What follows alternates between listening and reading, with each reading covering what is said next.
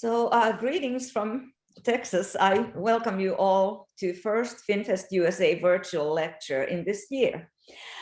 Those who participated last year and now the new audience members, please be sure that you register for all the events for 2022. The 2021 registrations have expired, so you need to go back and re-register and just click all. I register for all panels, all events, and that way you will get the information throughout the year.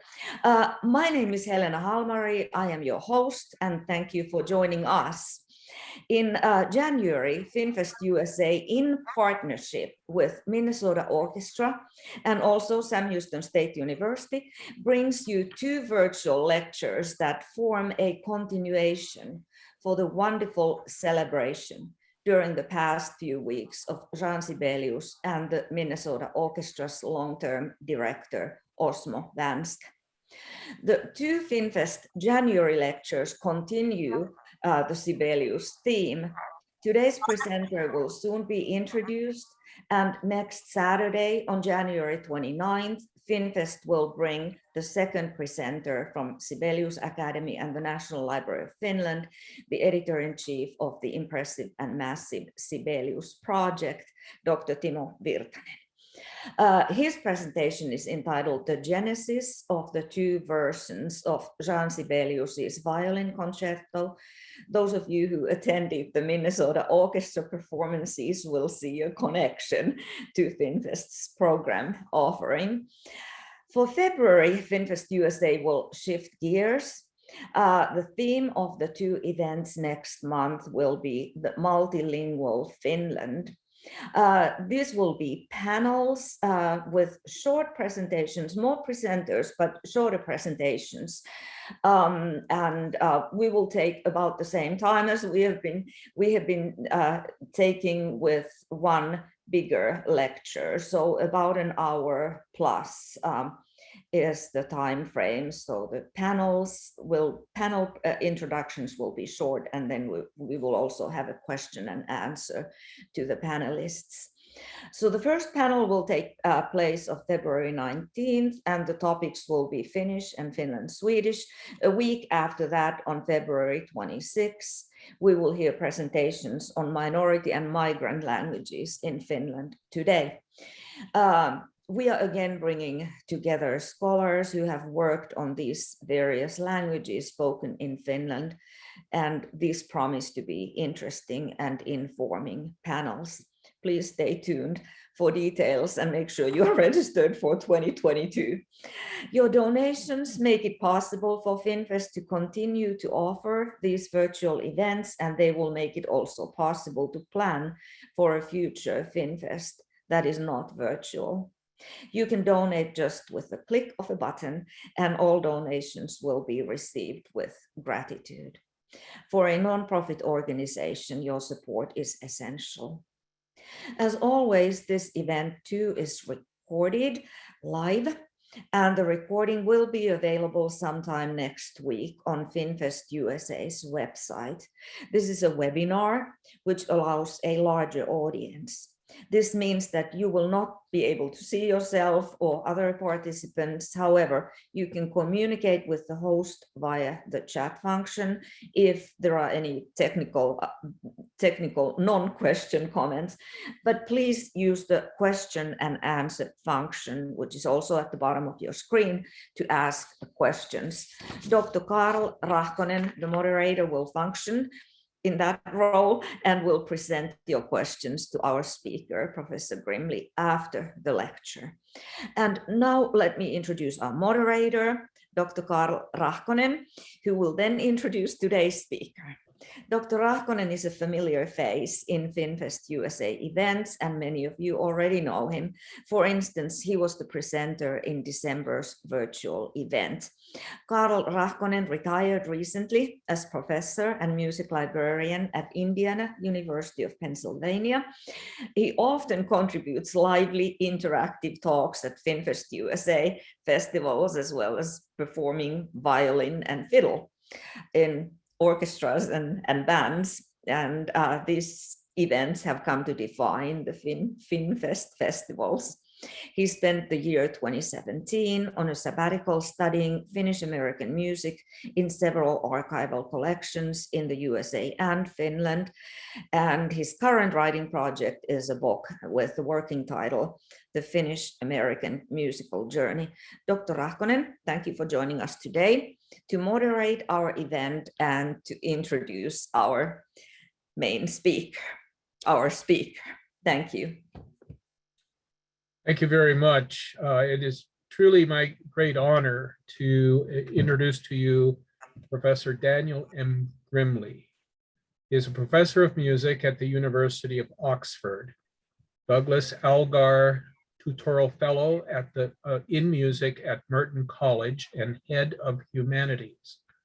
His research interests include music, landscape, cultural geography, eco-criticism, and environmental humanities, Scandinavian music, Grieg, Sibelius and Nilsson, and English music, Elgar, von Williams, and Delius.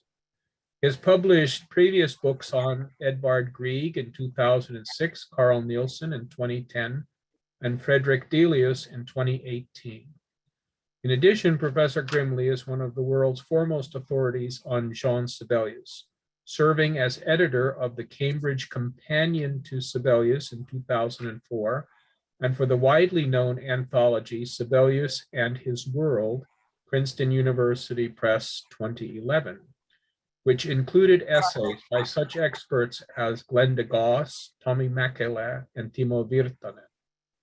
He wrote the program notes for a recent 2019 recording of the Kulavo Symphony on Hyperion. He is the author of a brand new book on Sibelius, Jean Sibelius, Life, Music, and Silence, Reaktion Books 2021, which I've been reading with great enjoyment. The title of Professor Grimley's lecture is Sibelius, From Firebrand to Monument. Professor Grimley. Thank you so much, Carl. Very good morning, everybody, and good evening from here in the UK. I'm very grateful to you all and to Helena for the extremely kind invitation to be part of this FinnFest series. It means a lot to me for all sorts of reasons, but most perhaps because I've been such an admirer of Maestro Vanska's work for a very long time. And I can share with you that when I was editing my very first book on Sibelius, which Carl kindly mentioned, The Cambridge Companion, I went as a keen but rather naive young scholar to Birmingham in the Midlands of England to interview Maestro Vanska. And he graciously gave me over 2 hours of his time, because once you get him talking, he just won't stop. And he was an incredible fount of wisdom and knowledge and experience. And in fact, we only had to stop our conversation because he needed to go and conduct a concert.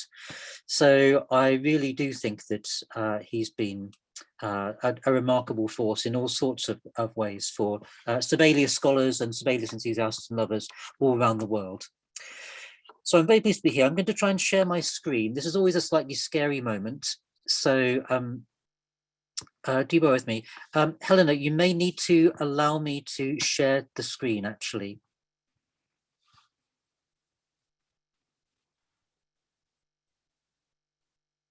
It should work now.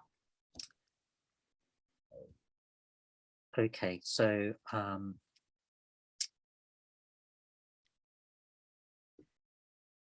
Yes, there we go. Okay, brilliant. That's a very that's a very good sign.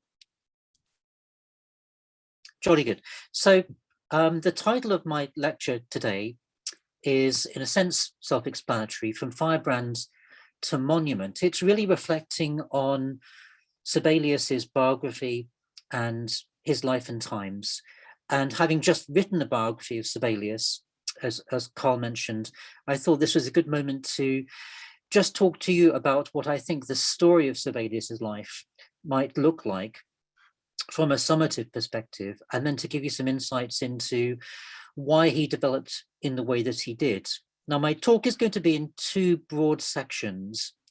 In the first section, I will give you the briefest of overviews of Sibelius's biography and the story of Finnish nationalism with which he was so deeply interconnected.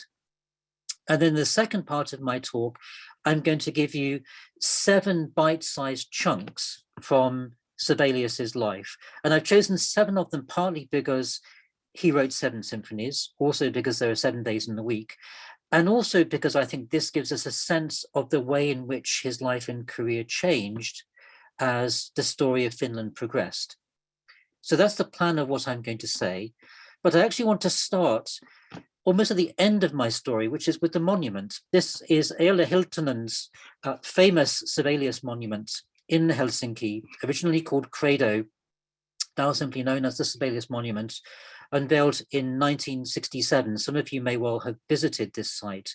It's a spectacular piece of sculpture. As you can see, it consists of a series of stainless steel tubes which have textured outsides and which are hollow, so you can lie underneath the tubes if you've got enough clothes on in winter and look up and see the Finnish sky. And I've done it both in the depths of January, when you can see stars and a sort of infinite blackness, and in summer when, of course, you look into that amazing Nordic blue.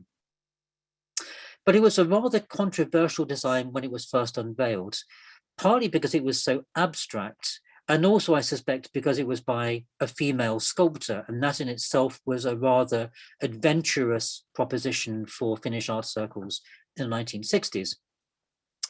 Hiltonen described the piece as being inspired by Sibelius's music, and we might think of the monument as representing a series of steel organ pipes, or perhaps it represents the edge of an ice sheet of the kind which carved the pink granite on which most of Finland has been built.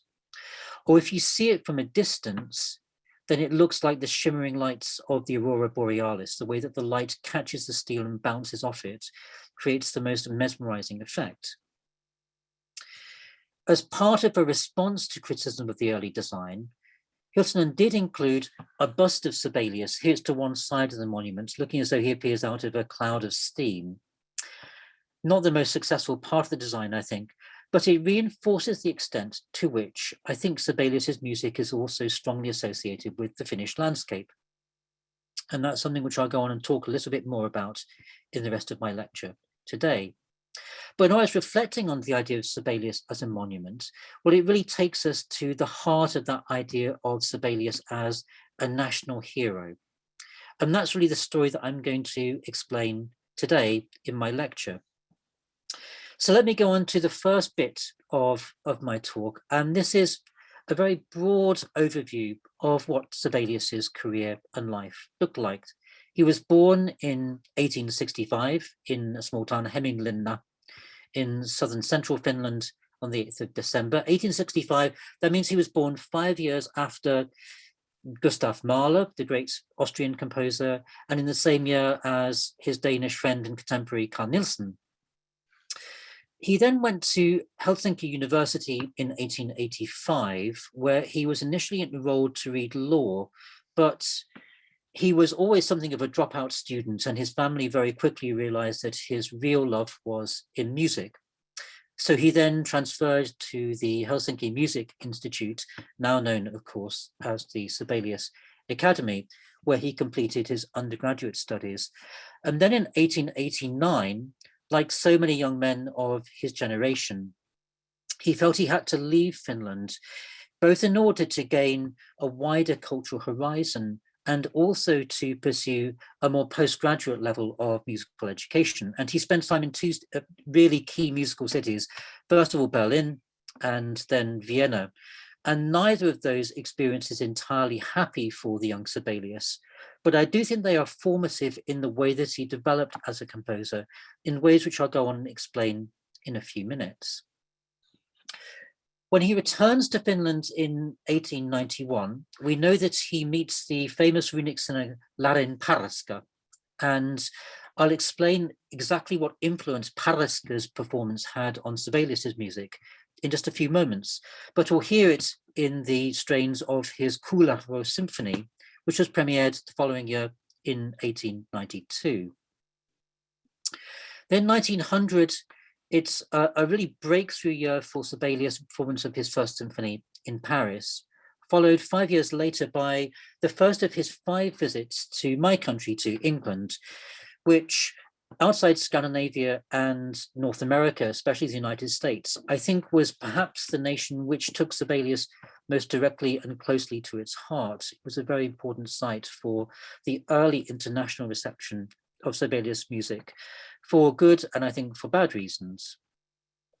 1911, the premiere of perhaps his most challenging piece, the Fourth Symphony, followed 3 years later by what is perhaps the highlight of his international career, the award of an honorary doctorate at Yale University and a prestigious series of performances on the East Coast of the United States.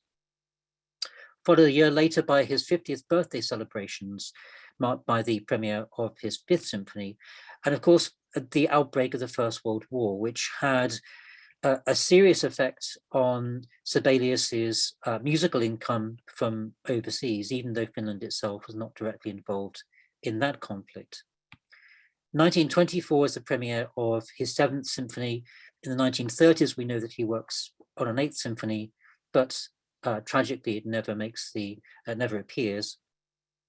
And then 1957, he dies on the 20th of September, aged 91, having seen some of the most tumultuous events the 20th century would bring. So an extraordinary long and varied and diverse life. But what's significant about that biography, of course, is the way that it maps onto and parallels so many of the important developments in Finland's history as an independent nation. So if we look at how Sibelius's career is aligned with that process, well, we might get a story that looks like this. So remember, of course, that in 1809, so well before Sibelius's birth, that's the year when Finland becomes a Russian Grand Duchy, having been previously part of Sweden. And the Russian presence in Finland is initially quite positive and supportive. So Russians are happy to sponsor academic research into Finnish history and literature and the arts, leading, for instance, in 1835 to the publication of the national epic, the Kalevala. In 1882, one of Sibelius's older colleagues, Martin Vigelius, founds the Music Institute, the first professional institute dedicated to music education in the country, where Sibelius himself would shortly study. 1889 sees the first publication of the Finnish language newspaper Päivilehti, which was to become a very important voice for the campaign for Finnish independence, leading to its closure because of political pressure in 1904. And the final decade of the 19th century is a time when those political tensions are very rapidly increasing. And Sibelius's music responds to that changing political environment. So for instance, 1893, he's commissioned to write music for an evening event ostensibly advertised as a fundraiser for the Viipuri Students Association. In fact, this was a thinly disguised campaign event for Finnish nationalists. And if we listen to the overture that Sibelius provided for that occasion, I think you can already hear his excitement behind the nationalist project. Let me see if I can just play you a little bit of this music.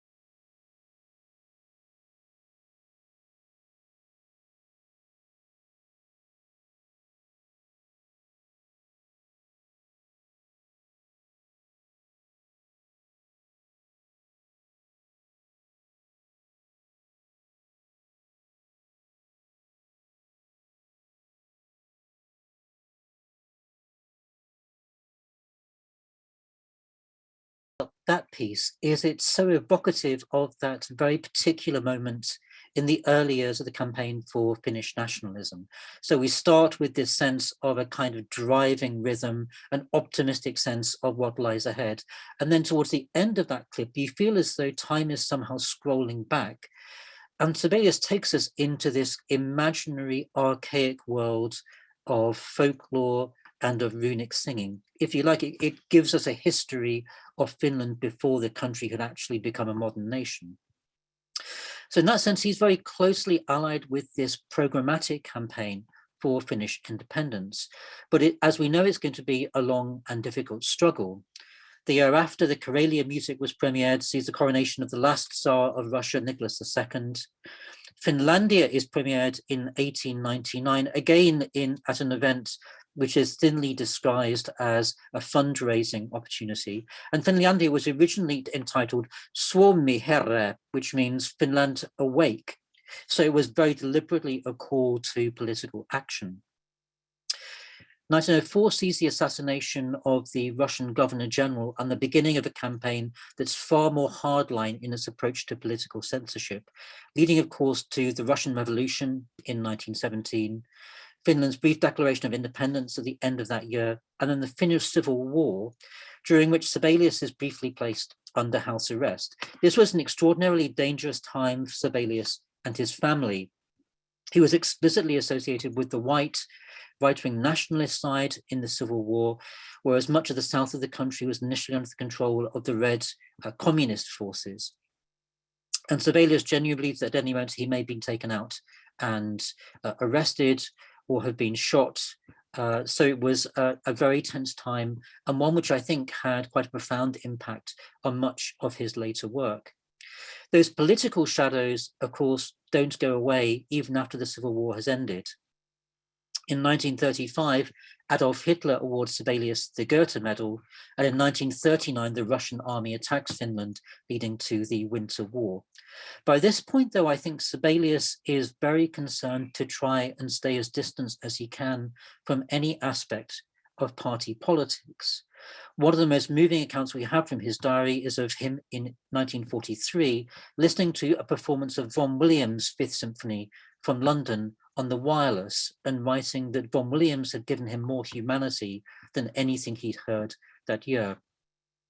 And then in 1955, 2 years before Sibelius's death, Finland finally joins the United Nations as a fully fledged member of the international community. So Sibelius's life then corresponds with this remarkably tumultuous path to independence that defines the Finnish nation even today. So that gives us a broad summary, but I want now in the second part of my talk to focus on 7 particular moments which I think exemplify Sibelius's response to these historical events, and also the effect that it had on particular key works from his musical career. I want to start, though, first of all, with his childhood in Hämeenlinna. Hämeenlinna, of course, is a very small town. It's about halfway between Helsinki and Tampere. So you can go through it on a fast train and barely even notice that you've gone through the town. But it was actually a strategically very important location. As this picture from the early 19th century that I have on my slide shows in the top left-hand corner, it was dominated by an old Swedish fortress, because it was located just on the southern edge of the Finnish Lake District, with access to the ports on the south coast of Finland, just a few miles below. And it was to become an important transport hub, the site of the first railroad link in Finland, and later the site of an important Russian garrison town. And that's the reason why the Sibelius family moved to Hämeenlinna. Sibelius's father was a doctor in the Russian army, who died when Sibelius himself was only 2, as part of a typhoid epidemic that swept across Finland in the 1880s. And so I think the absence of that father figure in Sibelius's life led to Sibelius's own constant fear of his mortality, his sense that he would also suffer an early death. And I think it may also have led to many of his anxieties about money, about social status, about his dependence on much of the family around him. Indeed, many of the factors that would lead to his later addiction to cigars and alcohol, and his chronic lapses of self-confidence, which really tortured him throughout much of his professional life. But it was also in Hämeenlinna that he got his first musical experience, learning violin with a local commandant in the Russian army, Gustav Levander, and taking part in chamber music evenings with other members of the middle class society in the town. And so in a sense, it provides a musical foundation for Sibelius on which he would then later go on and build once he became a student in Helsinki. My second moment then is the point at which I think Sibelius really marks his breakthrough as a national voice in Finnish music. And it's the premiere of his Kulavo Symphony on the 28th of April, 1892. And the premiere took place in the Great Hall of Helsinki University, which of course is right on Senate Square in the very center of the city. And you have an image here at the top, which gives you some sense of the grandeur of the surroundings. And this was a really important national event. The soloists were two of the leading musicians of the day, the baritone Abraham Ojanperä and Emi Ahte, the mother of the famous Wagnerian opera singer Aino Ahte, with whom, of course, Sibelius would also have a creative collaboration later in his career. Now, the Kulavo Symphony is really exceptional in Sibelius's output. He'd never write anything quite like it again. It's a grand choral symphony in 5 movements. It takes its texts from the Finnish national epic, Kalevala from Canto 35, and it's the story of a tragic hero, Kulavo, who is an orphan who grows up with an abusive family, who then goes through the worst kind of adolescence. Essentially, he's just a bad boy on the block and ends up seducing his sister and then wreaking revenge on the foster family who betrayed him. So it's a brutal story of bloody violence and abuse, hardly the kind of topic which you would expect would attract a glittering national audience. But what's really remarkable about it is that this is the work which shows, I think, most powerfully the effect that listening to Finnish folk music had had on Sibelius's career through his encounters with Larin Paraska. Now, this comes after he'd studied in Berlin and Vienna, and paradoxically, it's while he was abroad and away from Finland that he developed that interest in Finnish folk music for the first time. And a letter to his wife Aino, he writes, this ur-Finnishness, or that sense of a kind of primal, originary Finnishness, has gotten into my, that should say, flesh and blood. I succeed best in this manner, as Finnish for me has become sacred. So he's really saying here that he's rediscovered or discovered for the first time that sense of what actually it means to be Finnish and how he can express that musically. And we're going to listen to a very short extract from the 3rd movement, which recounts the episode where Kulavo encounters his sister and seduces her, to give you a sense of what that Finnishness in music sounds like in Sibelius's early work. So things to listen for here are, first of all, the entry of the male chorus singing in Finnish, then the use of a Kalevala-inspired folk meter. You can count the beats in this music, and if you do, you'll count 5 rather than the more normative 4. And that corresponds with one of the rhythmic patterns in the text of the Kalevala itself, and one that's often found in runic singing in Finnish folk music. Another folk characteristic is the way that the music, rather than proceeding in a kind of linear developmental way, such as we might find, for instance, with Beethoven or Brahms, or even with Wagner, the music actually is rather repetitive. It goes round and round and round in cycles, much the way, in fact, that runic singers will perform when they're recounting a canto from the Kalevala.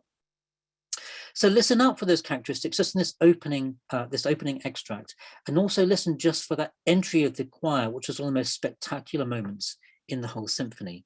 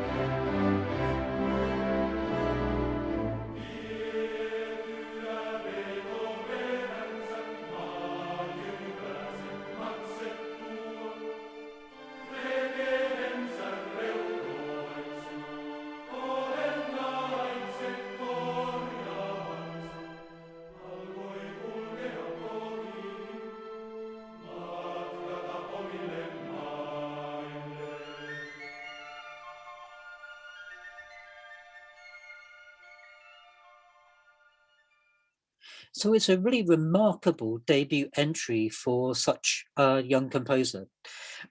What I find most remarkable, of course, is that Sibelius's first language was Swedish. He'd learned Finnish first at secondary school. And even while he was courting his wife-to-be, Aino, he was still trying to improve and practice his Finnish. But by the time we get to the Kulavo Symphony, his feeling for the distinctive rhythmic articulation of the language has become really intense and really powerful. And in that passage, we're being introduced to Kulavo for the first time. Was a Kulavo Kalavan poika sinisuka eion lapsi. So essentially Kulavo, the son of Kalavo, a fine young fellow. But of course, he's going to be led to this terrible fate. And that might seem a very strange topic for a piece on this scale at such a moment in Finland's national history. But I think Sibelius's Finnish audience readily identified with that sense of oppression and abuse. And that was why the Kulavo Symphony became such a powerful national event, because it spoke of what the Finns themselves felt was their tortuous state under the yoke of Russian imperial rule. So in other senses, this was the moment at which Sibelius himself could then project his own creative vision as a future for the Finnish nation. My third moment takes Sibelius to a very different place. This is to Paris. Let me get my slide back for a second. Sorry, apologies, everyone. There we are. This is the moment at which Sibelius really becomes an international figure for the first time. So some 8 years after the premiere of Kulavo, he's readily recognized as a hero at home, but he hasn't yet established a really international presence. And the opportunity is presented by the Exposition Universelle held in Paris in 1900, which allowed various countries from right across the globe to project their cultural, political, economic aspirations on the site of a large world fair of the kind which cities in North America, such as Chicago, would also hold. Finland was able to have a presence there and was marked by a Finnish pavilion, which was designed by the young architect Elia Saarinen, who was in fact also to become one of the most important advocates for a distinctive Finnish identity in the early 20th century. And the interior of the pavilion was designed by Sibelius's friend and contemporary, the painter Akseli Gallen-Kallila. So the pavilion was there to host events, and it was accompanied by various luminaries from Finnish cultural life, including the Helsinki Orchestral Society, now the Helsinki Philharmonic Orchestra, conducted by another of Sibelius's elder contemporaries, Robert Kajanas. And the Helsinki Orchestral Society gave a series of concerts in Paris, including a performance of Sibelius's first symphony, along with his King Christian suite, Swan of Tuonela and Lemminkainen's Return from Lemminkainen Legends, and Finlandia, which had to be performed under the title La Patrie, because to call it Finlandia would have been too provocative for the Russian censors. And this was an occasion at which Parisian music critics could hear Finnish music for essentially the first time, and they were bowled over by the performance of Sibelius's symphony. And this is the point at which Sibelius was then recognized internationally as the sound of contemporary Finnish music. And I want to play you one passage from the first movement of the symphony, which I think gives you a sense of exactly what must have excited French critics. This is a point at the end of the development leading into the recapitulation, so the point at which the opening of the Allegro returns. And quite simply, there's nothing quite like this in music before Sibelius, the way in which he gathers all the various threads of the music together and then sweeps you into the return of the opening subject is really something that no other composer had achieved in quite this way before. And you can imagine the Parisian music critics' ears ringing when they heard this passage for the first time.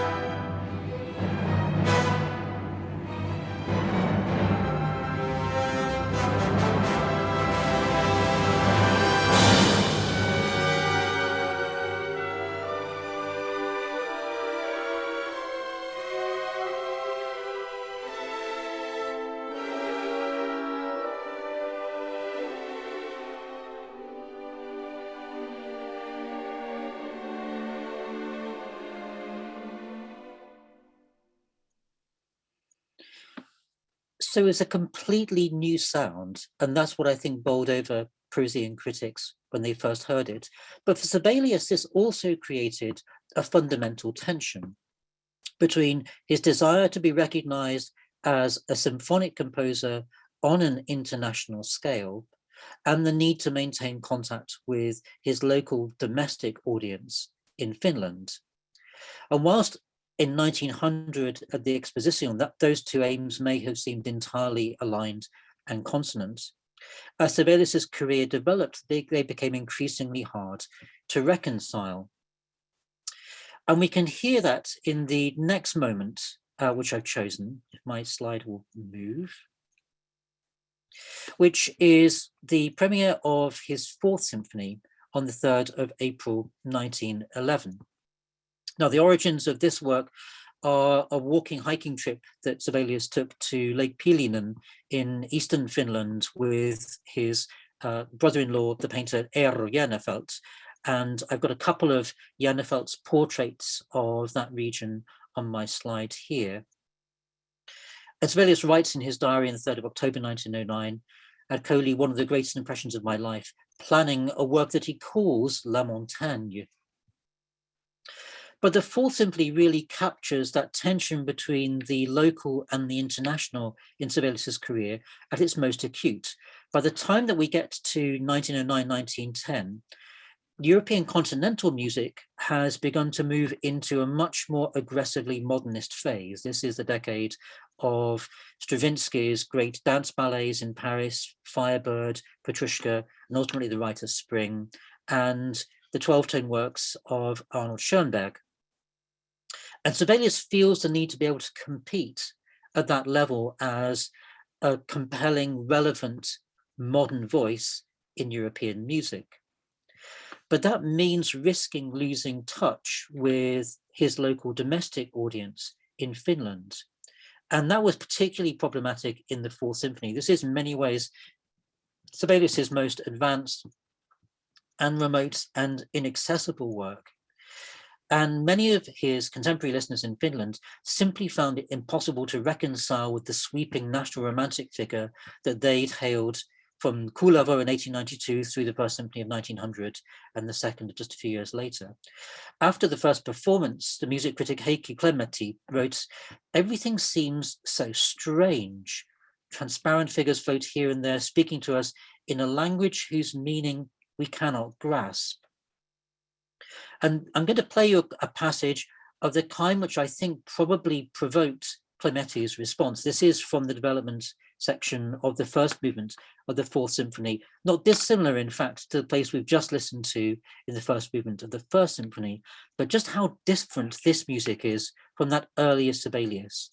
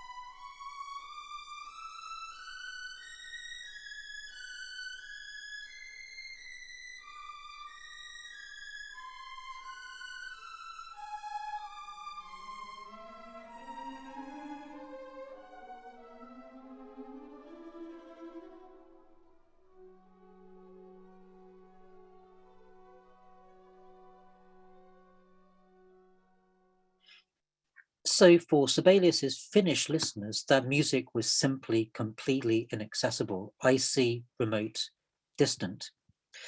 But it also created a controversy in the weeks following the premiere.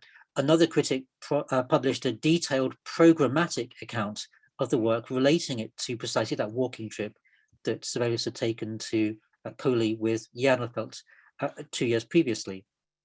And Sibelius felt moved to publish a response in the newspapers, strongly denying that there was any programmatic basis for the music whatsoever, and that it was simply absolute, so it had no referential meaning whatsoever. Once again, representative, I think, of that tension in Sibelius's mind between the need to appear modern, if not modernist, and also trying to keep secret the origins or sources of his work so that it couldn't be pinned down or determined by listeners into narrow a manner. So if the Fourth Symphony represents Sibelius at his most advanced and most progressive, in a sense it also represents a high point from which he then, in some senses, steps back. My next moment is those 50th birthday celebrations in 1915, when Sibelius once again feels a need to re-engage with his national audience in order to account for himself as one of his country's great artistic heroes.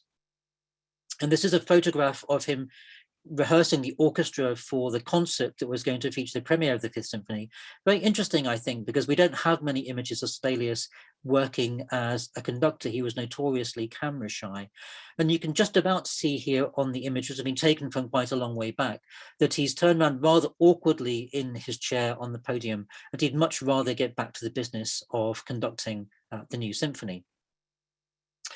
The origins of this symphony are very well known. Here's a diary entry from earlier that year. He writes, "Today at 10 to 11, I saw 16 swans, one of the greatest impressions in my life. Such beauty. They circled over me for a long time, disappeared into the haze like a silver ribbon, which now and then glittered. They called it the same woodwind type as that of the cranes, but without the tremolo. The swans close to that. The trumpets were rather a sarrusophone, the refrain reminiscent of a small child's cry. Nature mysticism and life sorrow, the symphony's finale theme, the slurs in the trumpet. God, nature mysticism, romanticism, and God knows what. That this has happened to me now, an outsider for so long, had been in heaven today." And we can read an awful number of things from that quotation. One is the importance of landscape and nature to Sibelius's creative imagination.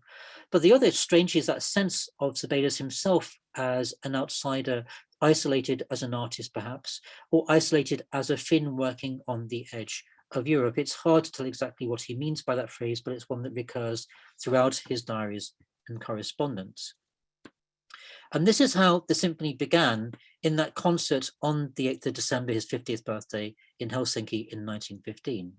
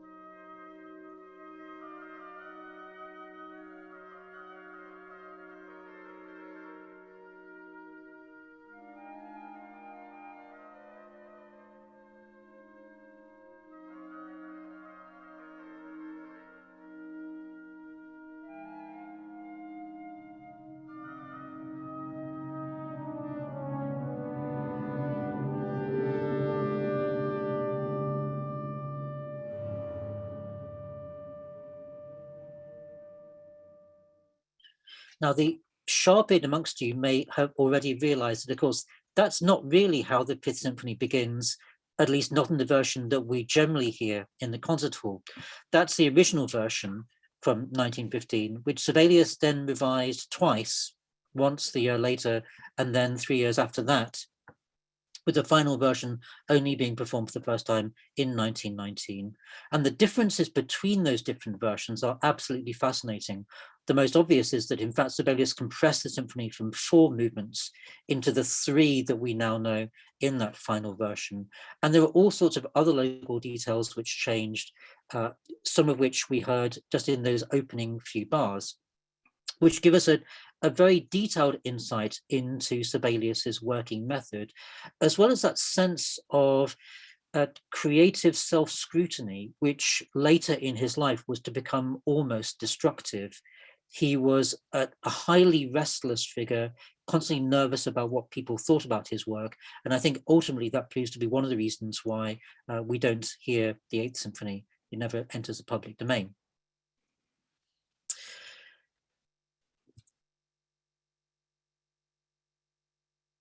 My 6th moment, my penultimate moment, is the 1920s.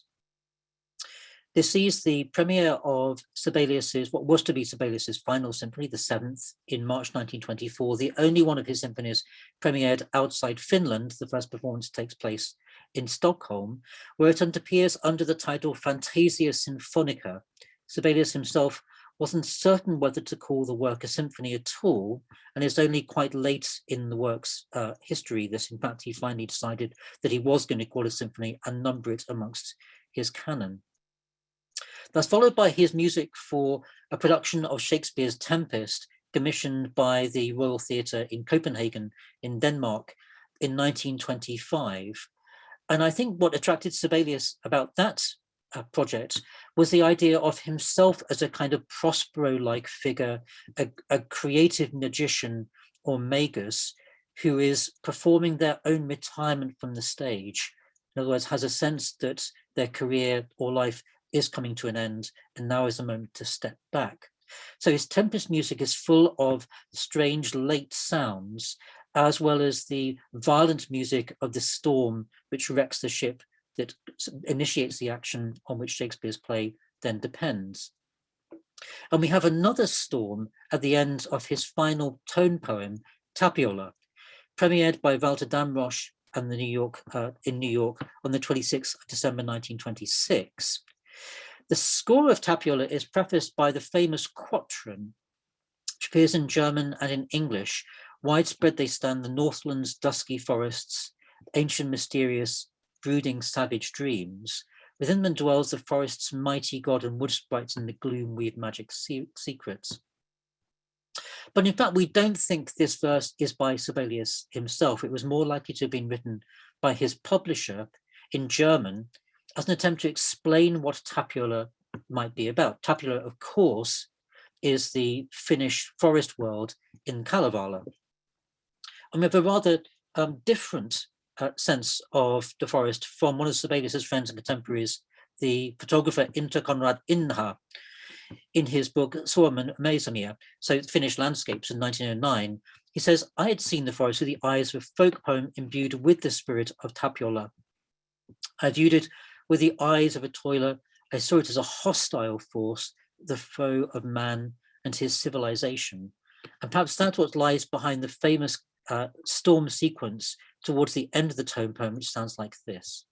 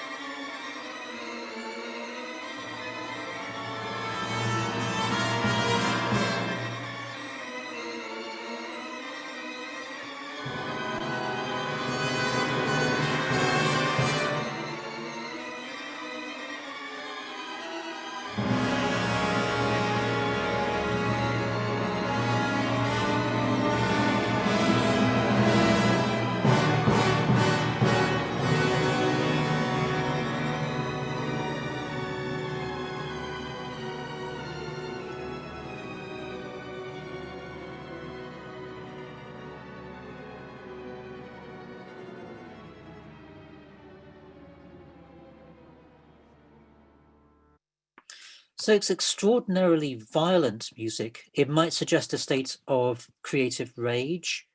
Perhaps it reflects Sibelius's feelings about the Finnish Civil War, or about the dark clouds of war which are already beginning to gather on the horizon. Or perhaps it captures that sense of some kind of elemental natural force beyond human control, which animates the world beyond his villa at Ainola. Who knows? It's a very strange and bleak and ultimately radiant final vision. But it's not my final moment. That is to reflect on Sibelius in the 1930s and this question of exactly what happens to the Eighth Symphony and then the apparent silence which follows.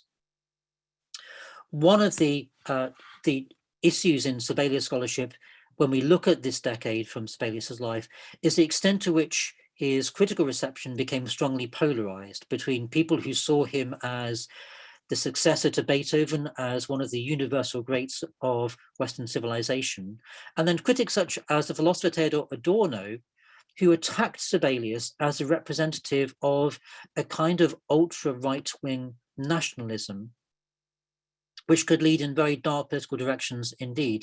Adorno wrote a short essay on Sibelius in 1938 while he was a refugee from Nazi Germany, and indeed while he was staying at Merton College, which is my own home at the University of Oxford. And he's been provoked, I think, by a number of things. One, I think, is by the sight of the rise of fascism from which he's had to flee. Another is some of the claims being made by writers on Sibelius for the greatness of his music. And I think a third is caution or resistance to the idea of landscape and nature as somehow politically neutral sources of creative inspiration. This is what he says at one point in the essay. Sibelius is the antithesis of Stravinsky, but he has less talent. Their song, meaning the song of Sibelius' supporters, hinges on the refrain, "It's all nature, it's all nature." The great Pan yearning for blood and soil, that phrase, which of course the Third Reich associated itself, swiftly presents itself. The trivial passes for the elemental, the unarticulated for the sound of unconscious creation. So it's a damning verdict, but I think it's a verdict which is directed more at the profile that Sibelius's music had come to assume in countries such as Germany, rather than with Sibelius's music itself. But what it does mean is that I think that Sibelius himself as a creative figure had begun to feel increasingly anxious and increasingly nervous about both his own position in terms of European musical style, the fact that he hadn't become a modernist figure like Stravinsky or Schoenberg, and also the kinds of political associations with which his music had begun to be gathered in Finland in the 1930s and through into the 1940s, and his own desire to distance himself from the kind of crude party politics which he felt could only lead in violent and destructive directions. So we know that he worked on an Eighth Symphony pretty much all the way through the 1930s, but some way towards the end of that decade, probably in the years around the point at which Adorno was writing his essay, he consigned the score to the stove in Ainola and burnt all of the sources. And we only have a very few fragments and sketches left from what the work might have been. So what conclusions do I think we can draw from this brief overview of Sibelius's life and career? One, I think, is the interconnection of national history and artistic biography and the sense in which they were so deeply connected for Sibelius and for Finland. The next is the way that by tracing these different strands through Sibelius's career, we are also in a sense narrating an image of Finnishness, particularly those tensions between the idea of being on the periphery, of being isolated, and the claims to authenticity which underpin much of the artistic work that Finnish artists undertook in the early years of the 20th century. It's also a story about musical symbolism, about music's social, cultural, political, and creative roles in the formation of a national society and the way it can bring together and foster and support a sense of community.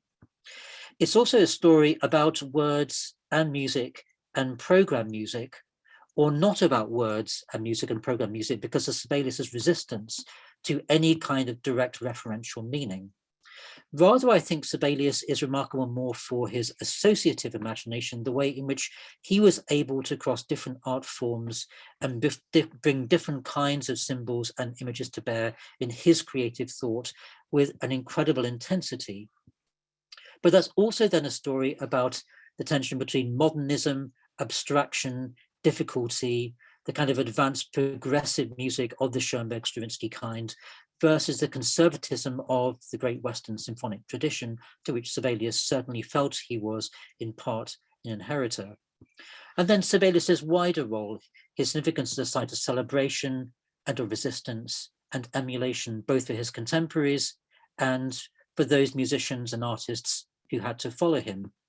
And that leads us back then to where we started, which is that idea of Sibelius as a national monument, difficult, complex, complicated, but infinitely rewarding, and the world is the richer for his work.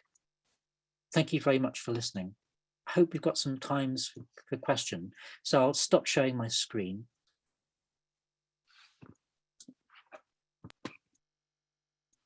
Thank you so much, Professor Grimley. That was a absolutely stunning presentation. I learned a lot of new things there. And I once wrote in one of my reviews, has the last word ever been written about Sibelius, but we always find new things that are really, really interesting. I'm looking at what we have in our question box here. Not really a lot of questions, maybe mostly comments. The first I see here is maybe Americans embrace Sibelius because of the echoes of independence from a colonial power brings to mind the same thing in the United States. Could you perhaps say a few words about his role in Finnish nationalism and bringing about Finnish independence, especially that work Finlandia, which was kind of a hot brand because it was performed so many times under different titles. And I was quite curious when I had read that the score was nearly lost to Finlandia, had to be reconstructed from the parts which were available. Tell us a little more about Finlandia, because if Sibelius had his greatest hits, that was probably his greatest hit. So tell us a little about that. Yeah, Finlandia and Vals Trist. And of course, the tragedy about Vals Trist is that he sold the rights to that to a publisher for peanuts. And if he'd held on to that, then he would have been an extremely wealthy man and he would never have had any money worries. But that's not what you asked me about, Carl. You asked me about Finlandia, and that is such a fascinating piece. So originally it forms part of actually a whole evening's worth of music to accompany a series of tableaux vivants, or sort of semi-staged theatrical performances that was designed to narrate the history of Finland from earliest times through to the modern day. And the sequence which became known as Finlandia was the final number of that evening's performance. And it was designed to suggest Finland's emergence into the modern world as a modern nation state, which of course it couldn't have done politically, at least not overtly. So there was a very strong political subtext here, which was about the right to self-determination. And in fact, in the center of the piece, on stage, the actors wheeled on a papier-mâché steam locomotive to symbolize Finland driving itself forward into this bright, independent, economically robust future. And Sibelius captures that musically. There's a sequence where you actually hear the churning gears of the locomotive.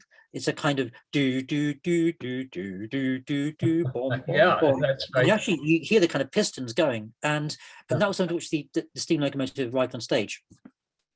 So it's very odd for us now because we're so familiar with Finlandia as an independent concert piece that doesn't have any specific pictorial associations, to remember that actually it was a bit like a film soundtrack. It was very closely integrated with a piece of stage action.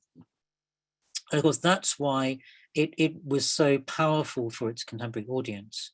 Now, I think for Sibelius, that sense that he could use that national campaign, the nationalist campaign, as a creative resource was incredibly exciting, because it opened up a whole series of creative opportunities that he wouldn't have had otherwise, and it gained him an audience. And I think the enthusiasm of the audience must have been very hard to resist. But very quickly, I think he also realized that being simply a national figure actually was rather limiting, and that his real ambitions were far beyond the nation state.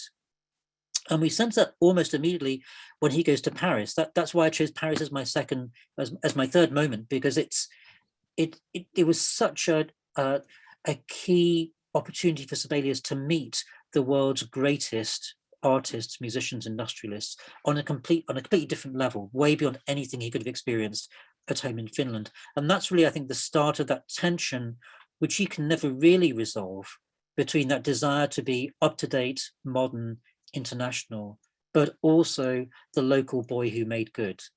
And of course, that's a creative tension, but it's a difficult one. Excellent answer. There's a question here from an anonymous attendee. It says, I was wondering if you read the book Sibelius, A Personal Portrait by Santeri Levas, his personal secretary from 1938 to Sibelius's death. It's a great read. I would recommend anyone interested to try to find a copy of the book. And he says, can you talk about his sixth sense that is mentioned in the book? Sounds and notes are assigned to colors by Sibelius, with his favorite being a clear green. He was quoted as saying it was somewhere between D and E flat. Would you care to comment on that? Yeah, what a great question. That is a very important book. And of course, Santeri Levas was extremely close to Sibelius and would draft letters and sign documents on Sibelius's behalf. So outside his immediate family, no one knew him better. But of course, Levas wasn't a neutral commentator on Sibelius. So we also need to read the book mindful of the sense that it's written so close to its subject, it cannot be objective. And so I think we need to treat some of the claims that it makes with a little caution. And that was one of the reasons I think why Adorno was so powerfully exercised about this image of Sibelius as a great nature poet. And of course, Adorno had very good reasons to be wary of exactly those kinds of associations, given where he'd just come from in Germany in the late 1930s. But the idea of Sibelius as, well, we now might think of him as a synesthete, as someone who could understand music through color, through taste, through smell. I think that's pretty close to the truth, because it's corroborated by other accounts that we have from very different kinds of writers. And that's what I meant when I referred to Sibelius as associative imagination on my final slide. I think that is very much how he imagines the relationship between music and the world.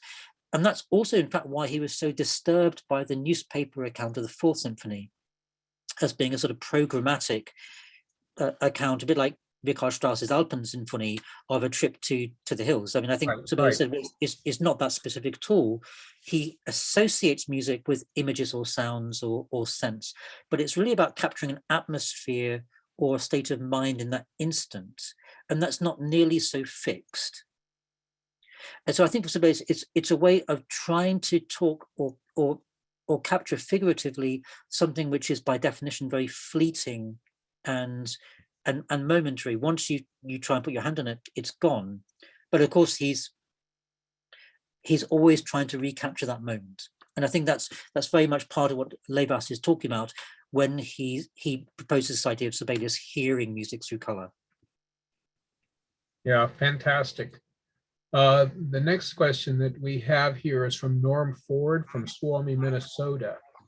And he talks about, it seems that Sibelius encountered or experienced government claiming credit for the performance and skill of individuals in the arts, music, sports, etc., even though the person is not accepted as a full member of nation citizenship. I'm thinking about this, and I think that we could perhaps talk a little bit about Sibelius's symbolic strength as a symbol of Finland, as a symbol of Finnish independence, how he's claimed to be this strong symbolic thing, but maybe he really, as a person, wasn't that way, or as a composer. And there's an entire mythology that's created around Sibelius, that he was serious, that he walked through the woods and heard a bird sing and wrote a symphony, and those sorts of things, which were really magnified by musicologists too, and so on. And Eero Tarasti, I'm sure you know Tarasti, he wrote that this is not necessarily a bad thing, that there needs to be some great symbols for nations and to pull nations together. And Sibelius became one of those great symbols, along with the Kalevala and other symbols that we have. If you'd like to comment on that. Yeah, no, that's a great point. And it would take far longer than we have to deal with that adequately. I mean, I'm struck that I'm speaking to you from a small town in the English Midlands called Stratford-on-Avon, which is famous, of course, because it's the birthplace of William Shakespeare. And when I think of cultural figures who have that sort of national prominence and symbolism, you can compare with Sibelius. Shakespeare is almost the only one that springs to mind. So I think that's true. And I think what's fascinating about Sibelius's career is we can see him embrace and adopt and then step away from that national symbolic role personally, while also becoming very much an official figure who is wheeled out on political occasions. And I think because he's a performer, he plays that role consummately well. It's almost like a president or a monarch. Of course, Finland doesn't have a monarchy. And so I think he understands that is his public duty for which he's accountable. And that is a tremendous source of support and resource, but it's also absolutely crippling. I think it cripples him in terms of his personal life. He finds it financially crippling because he aspires to a grand aristocratic existence that actually he cannot really afford for much of his career. And then I think one of the reasons, not the only reason, but one of the reasons why we don't have any public works from the 1930s onwards is that in a sense that public symbolic role takes over from the individual creative artist. And that's a very difficult equation, but I think that's the one that Sibelius chooses to make in the context of the historical environment in which he finds himself. Thank you. That's really good. We have a question here from Woody Woodward, who was struck by that passage you played from the Fourth Symphony. I was also struck by that, and how it said it just drew him in when he heard the Minnesota Orchestra play that. So he asks, doesn't this mysterious and non-nationalistic section, which comes back again at the end of the movement, cause more questions and wonderments of the meaning and thus help make it a masterpiece? Yeah, I totally agree, Woody. I think that's absolutely right. And actually, the performance I chose, it's Maestro Vanska and Lahti. It's not Minnesota, but it's almost as good. And I think they play it fantastically well. Yes, it is a remarkable passage, and nobody else had dared to write anything like it in a symphony before. I mean, it's extreme in almost every sense. Actually, it reminds me of music that Sibelius would write in a later theatre score for an early modern morality play called Everyman, which is a story about an individual's journey towards salvation by renouncing their worldly goods and friends and then embracing the good deeds they've done in their life. And I think that that score is from 5 years later, and the pivotal moment in that score is a very similar passage of just sort of drifting, strange, wandering sounds. And I think this is a kind of existential state for Sibelius. It's sort of the deepest that we get into that process of what it means to be a creative artist, and the idea of out of this, you bring forth something and you're never quite sure what it's going to be. And that, of course, is the challenge and the beauty of the art form. And I think that's actually not so far distant from the kind of music that Arnold Schoenberg was writing in his Erwartung second string quartets at the same time. The Air from Another Planet could be Sibelius's. Yeah, fantastic. And it was fascinating to me that the Fourth Symphony was criticized that way because it brought to mind that Shostakovich's Fourth Symphony was criticized, and that he severely criticized, and he wrote the Fifth Symphony, which was a response to that criticism. And I guess that Sibelius did the similar things a few years earlier. That's right. I think that's true. I think we certainly can hear the Fifth as an artist's justified response to criticism. Exactly. In the same manner. And just as with Shostakovich 5, if you listen to it carefully, you can actually hear aspects of what he's done in the Fourth, just done in a different way. And you can certainly hear that in Sibelius 5, especially, I have to say, in the first version. It's an extraordinary comparison between the 1915 and 1919 scores. And there's some things in the early score which I miss from the final version. Some of the more dissonant, strange, discordant passages are really very remarkable and make us realize it's a closer piece to the Fourth than we might initially think, despite the swans. Okay, it seems like we have a few more questions. How's our time doing, Helena?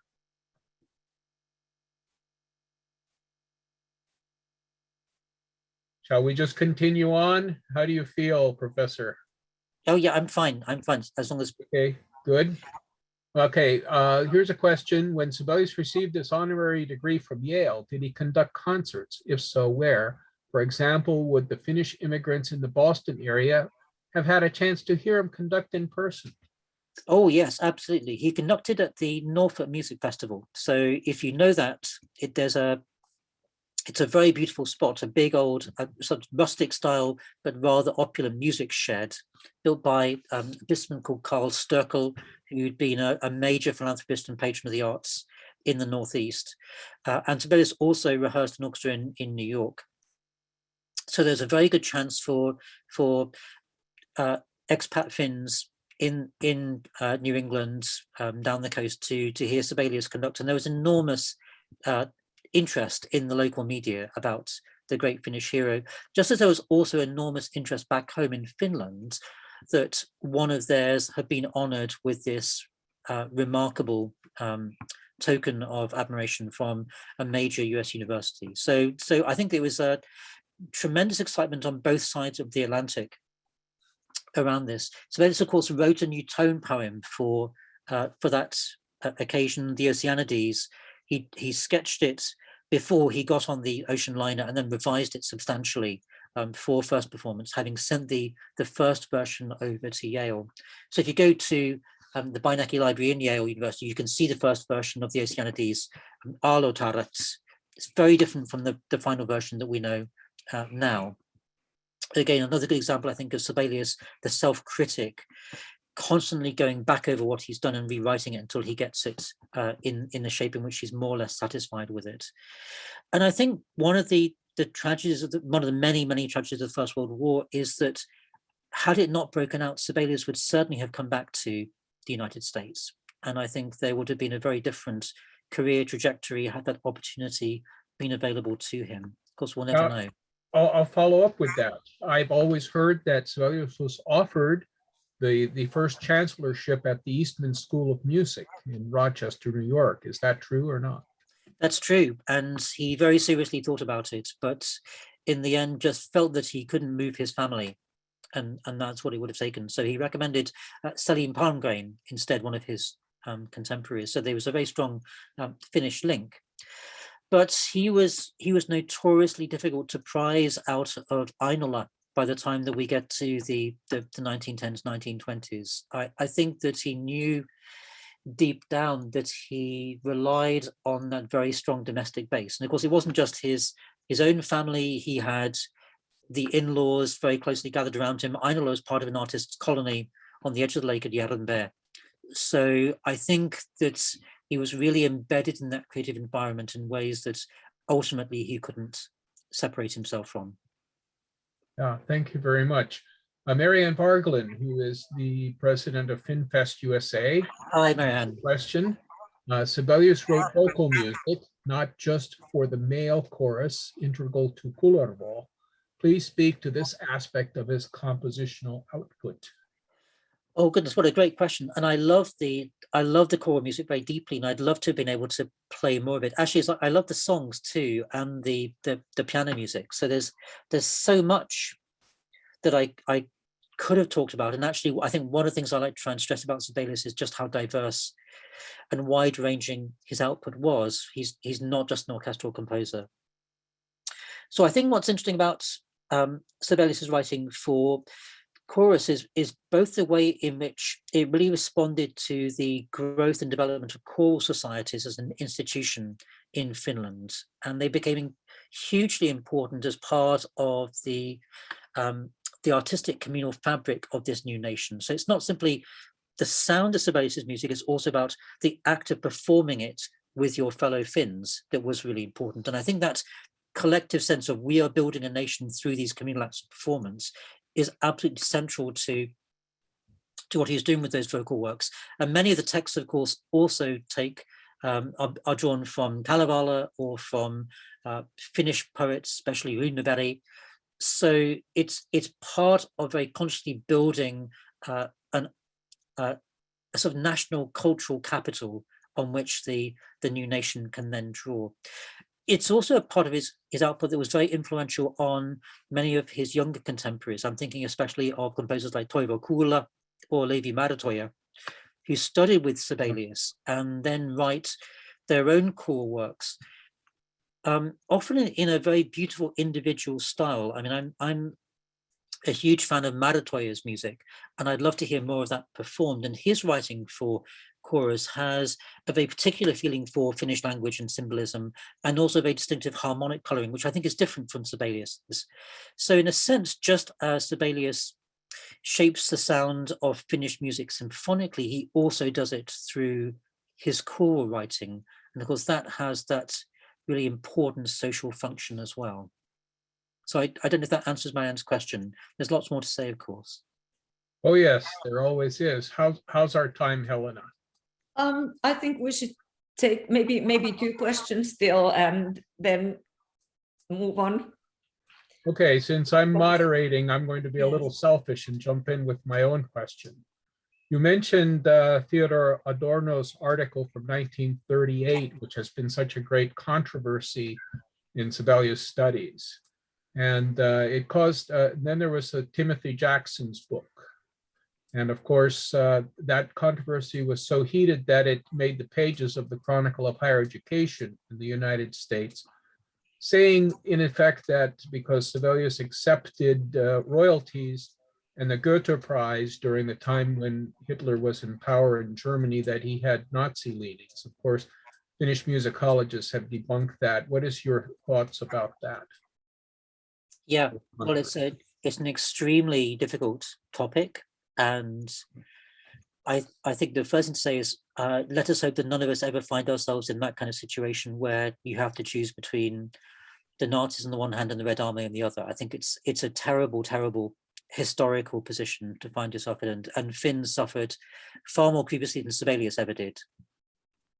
Yeah, I think this is also an instance of the difficulties of documentary historical scholarship. exactly So, right. I think what's tricky here is knowing to what extent Sibelius himself was an agent in that process. So looking at some of the letters that Jackson cites, and I should say, I mean, I think Jackson is entirely right to ask these questions, and it's very important that we do. But then we also need to look very closely at the documents that he offers as evidence to support his argument. And I think the difficulty there is it's not always clear who's drafted the letter, who's approved it. And we also need to be aware of who the audience of that correspondence is. So I think some of the statements are political expedients. I think some are written by members of Sibelius' family who did hold quite far right-wing views, but not the composer himself. I think the question of accepting royalties, Sibelius was very concerned about his financial income because of how much money he'd lost during the First World War. And this is before copyright legislation had become really widely enforced across the globe. I think he is at worst guilty of self-interest. that he sought to be able to provide for his family. I think he was keen to remove himself from any party political context in the 30s and 40s, partly because of his experiences during the Civil War. And also, I mean, the few statements we do have, which I think are unequivocally his opinion, suggest that he found the racism of the Nazis extremely disdainful. Yeah, And thank you so much for touching that. I knew that would be a difficult topic to broach, but that answers Joe's question about Sibelius being financially successful and so on there. Well, I have a final question here that that is asked by Kathleen Henny. She said, do you think the world will ever again see such a creative genius, meaning a nationalistic genius that can influence nations, because we've become so homogenized nowadays that so many international things? What do you think? Yeah, that's an interesting question, isn't it? I mean, I suppose in one sense, I'd say I hope so, and I don't see why not. Despite the homogenization, I think the world's talent is only growing. I think it will come from an unexpected place. But I think I would also say that what Sibelius did was enable Finland to become one of the most brilliant musical nations on earth. And that one of the great stories of the late 20th century musically is just how extraordinary Finland has been. And now most orchestras seem to have Finnish conductors. The standard performance in Finland is extraordinary. The Finnish music education system is remarkable. That is a testament to, I think, the genius of Sibelius. And I think it's produced many more geniuses in a country which is the size of Wales. I mean, for us, it's just an incredible story. So I think we shouldn't worry about will there be another Sibelius. Let's be thankful that there was a Sibelius, and let's embrace what the world will bring. Thank you so much. Thank you so much, Professor Grimley. This is an excellent, illuminating, insightful presentation, and it allows us a deeper look into Sibelius's work. Thank you, Professor Rahkonen, for moderating, and thank you, Minnesota Orchestra, for promoting the event, and thank you, Sam Houston State University, which is my university, for partnering with FinnFest USA to provide the framework for this event. Again, the recording will be posted on the FinnFest's website, and we'll also try to include a source of resources.